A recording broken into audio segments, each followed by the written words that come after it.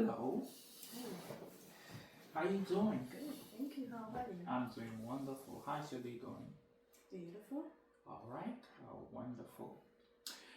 Thank you for your time today. My name is Joel Tobe. I'm an immigration advocate, a student at Villanova University. And just thank you very much for your time. So, can we start off by you introducing yourself, who you are, and where you're from? Right. My name is Linda. I'm excited to join you to having this conversation. Originally from Cameroon. Cameroon is located in Central Africa. I immigrated to the US in my mid 20s, and I've been here for almost a decade. Um, I'm excited to see what we're going to discuss about. All right. Wonderful. So, just a few housekeeping, right? Uh, our goal today is to talk about a religious or cultural tradition from Cameroon. And once again, thank you for your time. And just so you know, you're not obliged to answer all the questions, right? I may ask you a question, and if you don't feel comfortable, answering the question, you can just say pass. And I'm gonna ask your permission to take notes if that's okay with you. That's fine. All right, wonderful. And so, Linda, can you tell us about a religious or cultural tradition that you practice in Cameroon? So, fun fact, Cameroon is a very, very diverse country. It's been termed Africa in miniature. In miniature, in the sense that it has a bit of Africa into one country. You can see aspect of the northern African part, the southern African part, the eastern and the western African part in one country, which is Cameroon. And the location of the country itself is in a very strategic position. It's like in the heart of Africa, like at the breadth of it. So Cameroon has over 350 ethnic groups. What does that mean? It means in this country, it has 350 set of people, or group of set of people who operate with different traditions, different cultures, different roles, different languages, right? Different languages. So it's made up of multiple cultures. They have lots of it, but one that really stands out, or that stood out to me, is the dowry in traditional marriages. Yes, that one really stands out. Like, it's a Cameroonian thing. I think it's been practiced in other parts of the world. Like, I think most part of Africa and India, they do dowry in traditional marriages, traditional weddings. But Cameroon is also very big on that part. All right, thank you very much. So, dowry, tell me more. This dowry, what is a dowry?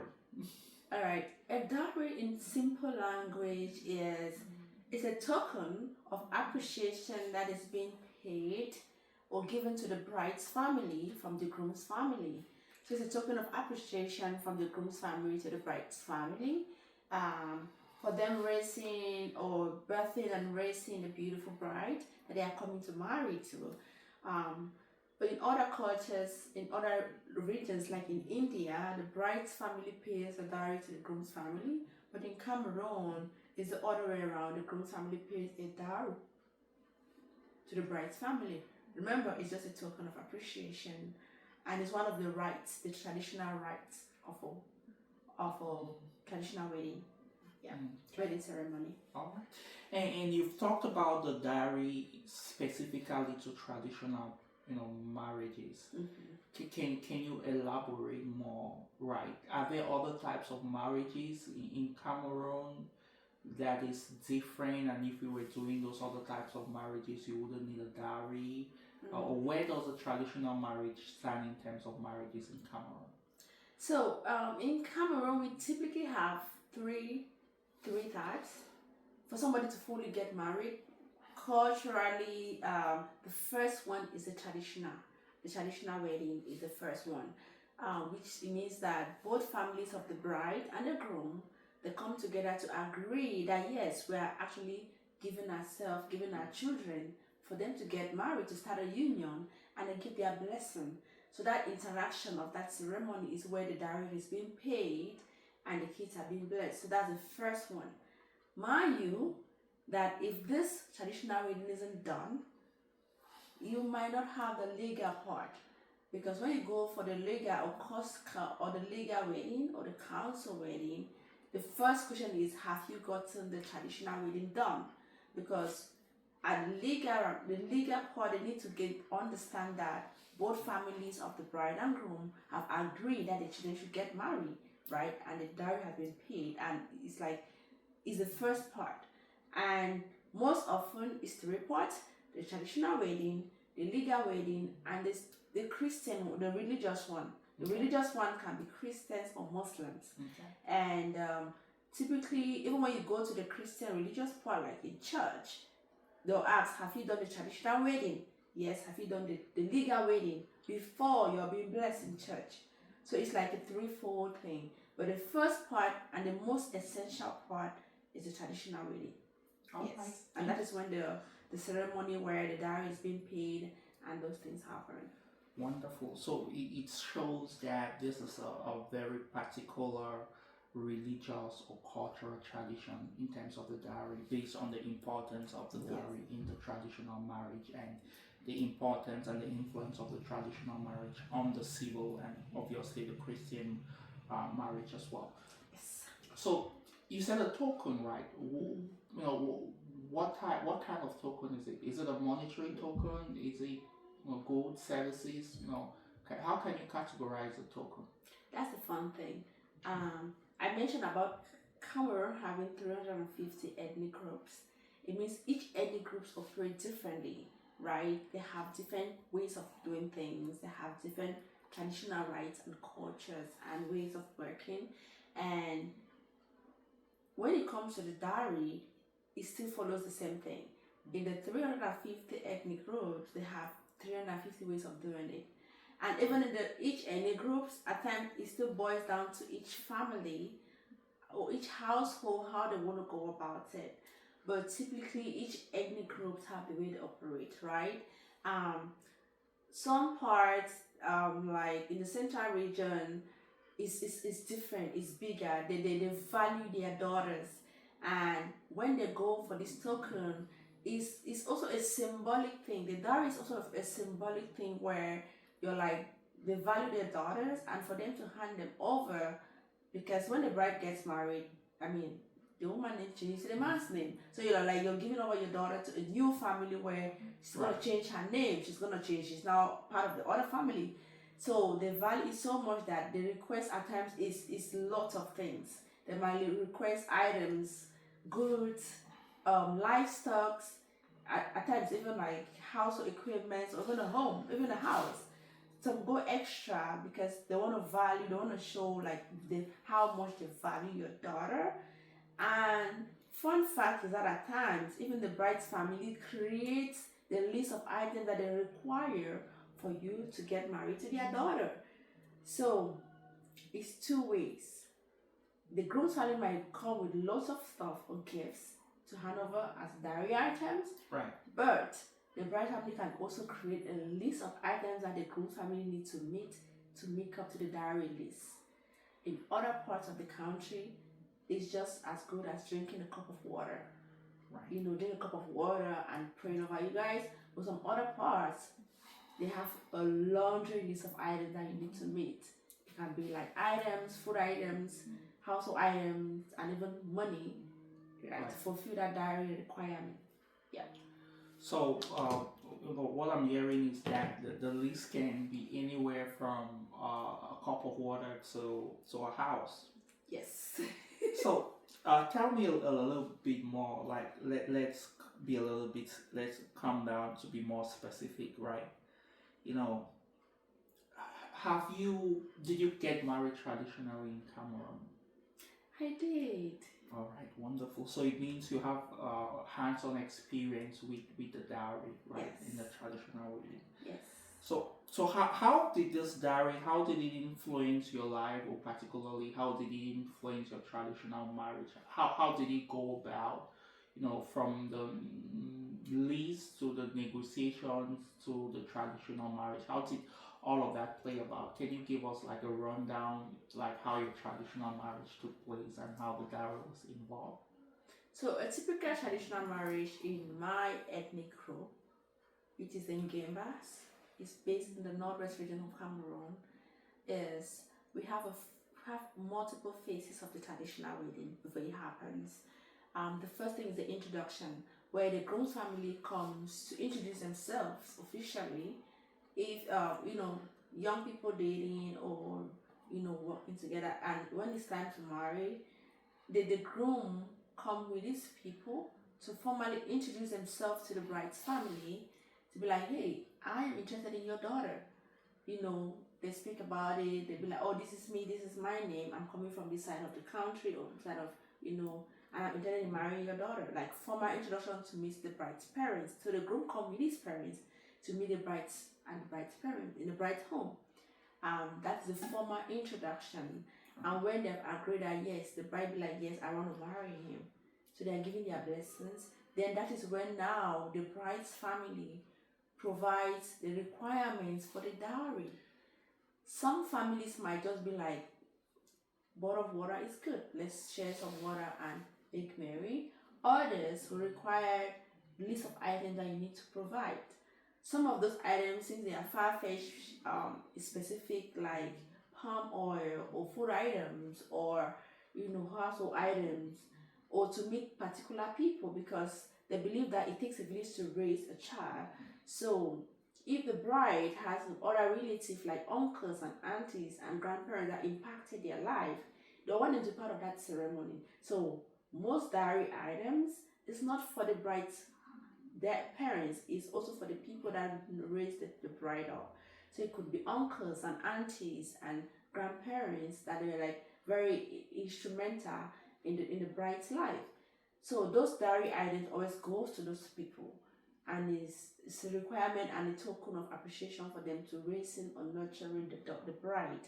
So most often during that introduction, that is when the dowry list is being created and given to the potential groom, where he now fulfills the requirement. That is the first part. Once they have accepted the lease and they go for fulfilling it, they pick a date where they'll have the traditional marriage rite, the party or celebration where they'll come bringing up the dowry items.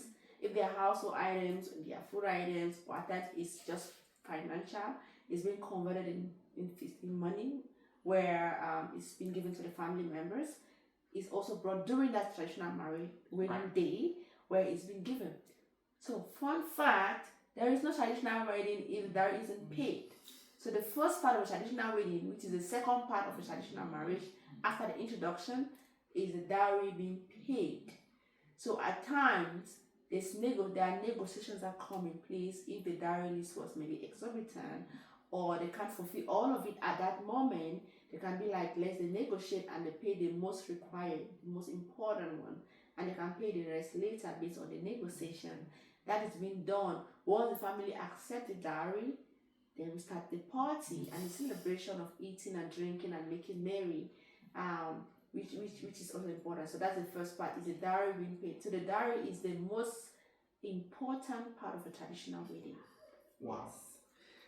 So if you don't mind me asking, so in your case, when you got married, were there negotiations about the dowry? Absolutely. I think all weddings needs to be negotiated on what we need to pay right now, because the list is endless. You can never meet up to all the people that nurse and nurture the daughter, the bride, right? It takes a village. So we negotiate. I think there were negotiations regarding who are the most important people that we need to see now, because the dowry never finishes. They always say, quote unquote, that the dowry never finishes. You can never pay all the dowry because it took a village to raise that daughter or nurture that daughter. So, but there are critical people that you cannot miss, like those, family leads, family heads, or those grandparents, or those, aunties and uncles who like actually get their hands on nursing that daughter, that bride. But there are other people who are very impactful in their life that they need to also give a token to them, that they might be given later on. So the negotiation part comes actually in who are the required people that we must see, or that they must be given something in the dowry token so that the traditional wedding can take place. That is where the negotiation came in. I think we had a negotiation for my traditional wedding which went on very smoothly. Some families are very open. Like other families, you need to meet those uncles in their location. If they are based, you have to travel miles and hundreds of miles to go meet them and give their own token to them. Like if their token is probably a loin cloth, a gallon of oil, which is typically the case, or food items of like thank you for raising this my dog, this bride. You need to go to their homes in wherever they are located and give those tokens to them. Other families like mine, they were very understanding and they came all to my home and they collected in financial form. We gave the financial envelopes to them where it was only instead of getting those items and meeting them where they are, they accepted to come collect in our home, in my home, in my parents' home, in form of financial form in envelopes, which is very easy for my husband and I to go through our traditional wedding very seamlessly. Wonderful. All right. So, do you have any significant meaning to your life because of the dowry and the traditional wedding? Do you feel happy? Do you feel a sense of pride, a sense of belonging because you went through the process of traditional wedding and your dowry has been paid? Yes, 100%. I think where I come from is one of our cultural beliefs. It's a very significant cultural belief that has been going on for hundreds of years. And I also take pride in the cultural belief because I don't think that it's like they're expecting too much. So I have a son and a daughter. I'm already teaching them. Even with my brothers, I'm already like, hey, you're going to get married tomorrow. Don't be surprised that you need to pay a dowry because it's a token. I feel pride in it because that traditional part, that cultural part was honored. I believe that it's not too much to ask. The only thing is for other families where they ask for too much, like exorbitant financial money or finances or money or ridiculous amount of items where like you want a home to be built, you want ridiculous household items that can cost tens of millions. That is where it'd be like, oh, that's too much to ask. But I believe a dowry in the initial form has been operating for hundreds of years. It's always been a token and of appreciation, which is not too much to ask, right? So I feel like, for me personally, I feel a sense of pride that was being done. I feel belonged and I feel honored as a bride. At my time, I feel really honored that was being done and was being done correctly. Because now even at the end of my husband's family, they have to honor that part, right? If you honor that they did the right thing, they need a full, which is really incredible. Right. So just to piggyback, you said tens of millions. That is in Cameroon currency, right? Not the dollars. That's in Cameroon currency, definitely. All right, wonderful. Yeah. And approximately what's the exchange rate between the tens of millions can take us to a typical bride price at this moment is about $1 million in Cameroon CFA, which is like $2,000. All right. Yes, so when you get to tens of million, it means like 10 million is gonna cost us like $20,000. Oh, for a token. Yes. Yeah, but $1 million of $2,000 is doable. Okay, wonderful. Yes. All right. Are there any misconceptions, right, about the dowry or this in traditional marriages that you know about?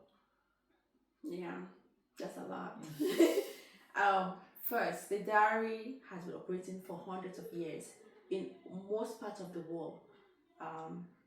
But some families, since I've talked about it, that it also depends on the ethnic group and it boils down to the family on what their requirements are. Some families are using it like a way to exploit people, so much so that they ask very exorbitant requirements that are very unmet, that cannot be, it's not like attainable. and at times it pushes their daughters not to really get married because the potential groom cannot afford those items, and they do what we call count stay when they go ahead to live together and have children without being married because those requirements are very exorbitant. Um, that's one of the things, some nuances about it. Because families are being allowed to craft their dowry the way that suits them, they really go ahead to really exploit other people. Maybe if you're being told, quote unquote, that the potential groom is from a wealthy family, they require really exorbitant items because they believe that they can afford it, or they ask for like build us a house, or the father's house is old, you need to renovate it, or you need to refurnish the entire space, which is like asking for too much. So people are exploiting that requirement of a traditional wedding to really exploit potential grooms who are coming to marry their children by asking for ridiculous amount of things. And it's taking away that token part, because it was supposed to be just a token of appreciation, to becoming a requirement, which is like too much. So my only take is families who are exploiting it, because since the requirement for traditional wedding, they tend to exploit now that requirement and ask for really exorbitant, unattainable requirements. Wow. Thank you. And my final question, right? Has a dowry, especially within your ethnic group, has it evolved over time? Because I've heard some stories about in the older years, like 50 years ago, 75 years ago, it used to be firewood, right? Like wood, and that was enough, right? How was this dowry? How has it evolved over time? Yes, I think long ago, I'm talking about hundreds of years ago, it used to be cowries. Cowries back then was a mode of exchange. Before money and coins started coming on, you had cowries, which was a medium of exchange. Um, so at times, back then they used to use like those cowries to exchange as a form of dowry. Maybe for one reason, maybe the type of family that the bride is coming from, they can pay more or they can pay less based on other reasons.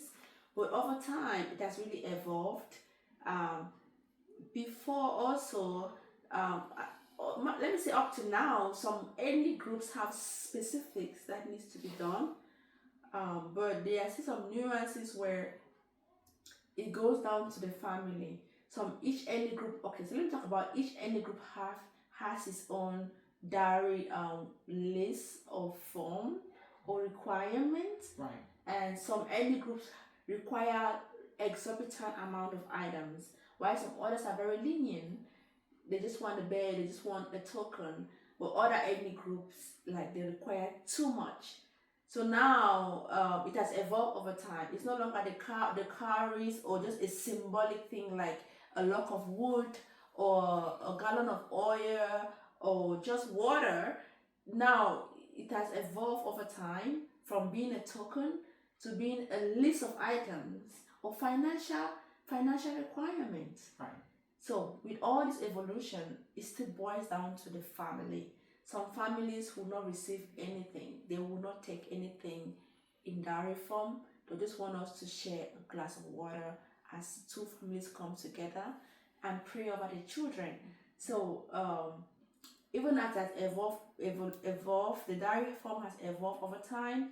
It still boils down to the family that up to date. Some family require money, some requires items, some will just take nothing like a glass of water would serve the purpose. Yeah. All right, Linda. Thank you very, very much. I do appreciate your time sharing your religious or cultural tradition about dowry, specifically in traditional marriages from Cameroon. What is going to happen next is that I'm going to be putting together a summary of my notes, and I'm going to be sending you the memo. If you think about anything else, right, that you would have loved to share with me, please do reach out to me, and I'm open for any additional questions or feedback. Other than that, I want to sincerely thank you for your time, for making this time to really have this conversation with me, which has been really enlightening and shared your perspective and personal history as pertains to dowry and traditional marriage from Cameroon. And you did say Cameroon was Africa in miniature, right? Yes. Okay. So once again, thank you very, very much for your time. I do appreciate you. Have a wonderful rest of the day, and we'll talk to you soon. Thank you for having me. All right, handshake. Yep. All right. Hopefully, record.